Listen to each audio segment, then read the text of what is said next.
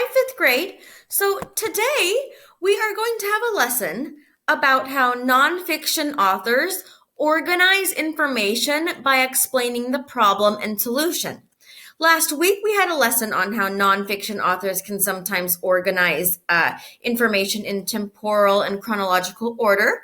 We also had a lesson about how nonfiction authors may organize by comparing and contrasting. Today is about problem and solution. So we're going to start by reading a page from a book called Can We Save the Tiger?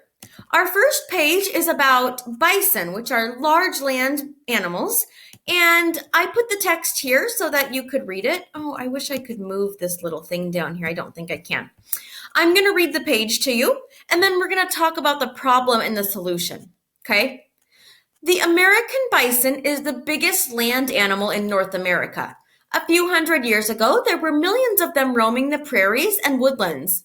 Native people hunted them for their meat and skins, but they didn't kill too many, so there were always plenty around.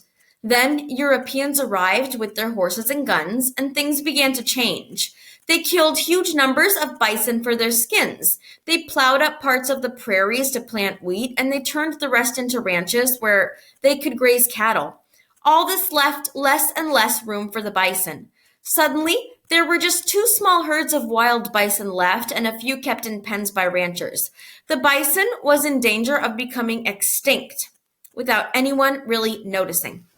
Luckily, people did begin to take notice, and at the last minute, they started to do things. The ranchers who kept the captive bison started breeding from them, and governments set up reserves to protect wild herds. Bison numbers began to grow, and now there are hundreds of thousands again. Most of them are still kept by ranchers who treat them like cattle, but there are also some wild herds. There are still nowhere near as many as there once were, but there are enough for us not to have to worry about them going extinct anytime soon. So, fifth graders, let's talk about the problem first. The problem was that we read that the bison were becoming kind of like endangered. They were having danger of becoming extinct. So that was the problem. And the solution underneath in the second big paragraph at the bottom, the author talks about how the solution is that the ranchers started breeding bison and the government set up reserves. Okay, so this is set up in a problem and solution structure by the author. Okay, our next example is from the book we all read called One Well, The Story of Water on Earth. Okay, in this page, you can pause if you'd like to read the whole page, but basically the author talks about how the one well on Earth is in trouble and there's not enough clean water to go around. So that's the first part of the page. And then the second part of the page talks about the solutions. If you pause and read, you can see that it talks about we can use less water, okay? And another thing the page talks about is that we can reduce water pollution, okay? So just to review quickly, the first book we read, The American Bison, and the problem was that the American bison was endangered. If you can see my mouse moving over that.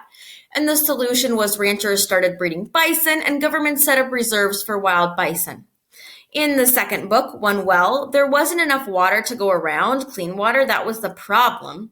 And then the author wrote in such a way that the author wrote the solution right underneath that and said, hey, here's the problem, use less water and reduce water pollution. So for today's work, well, before I talk about today's work, I want you to look at this chart right here that says signal words for problem and solution. Fifth graders, sometimes, not all the time, the author will give you signal words that tell you, hey, look here, I'm writing in a structure using problem and solution. Those words might be problem, solution, question, answer, because, so that, difficulty, resolved, or fixed.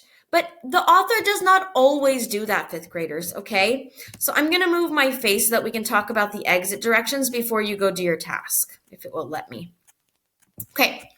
Here are your exit directions. Right now, you are going to go to Google Classroom if you're in my class, and if you're in Mrs. Campbell's class, you're going to go to the slideshow for the day, okay?